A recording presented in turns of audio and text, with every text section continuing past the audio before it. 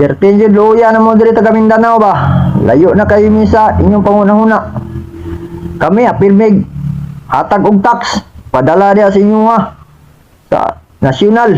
Pero pagkahuman, pagabot sa mga budget, murag kulilat yung gaya mi dito taga Mindanao ba. Maong apila pod mi kay kabahin biya mi sa nasod sa Pilipinas. Apil mi naghatag og tax, apil mi nagpasweldo sa inyo ha.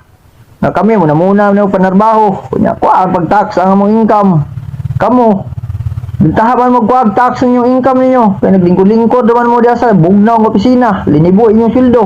Kami sa mga basa na namang gikan sa ulo, sa nina, pantalon, mabasa na sa singot.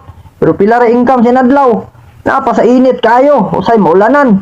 Mapas mo pa hangtod sa liturahon. Yakin sa mo palit og tambal. Kamo nga kami ra mangyapon. Maong kung naamoy kaluoy, apila po taon mi ayaw mi inyong kalimte diri sa Mindanao. Takay pod migtaro nga budget in taon diri. Dili kay diara sa inyo tanan. Tanawa. Gihapak nyo sa inyo tanan. Unsay gawas ron? Di, nangabulsa ng budget nga gihapak nyo diya. Kung mahinan pa nyo taro nga budget sa Mindanao, daghan na kay proyekto mga humanta diri nga. Magamit na mga katawhan diri. Gihapak nyo gihapak hinoon sa Luzon walay ng mga proyekto nyo diya nga mga kalag ng mga proyekto nga walay nakita. Pero ang kwarta wala na.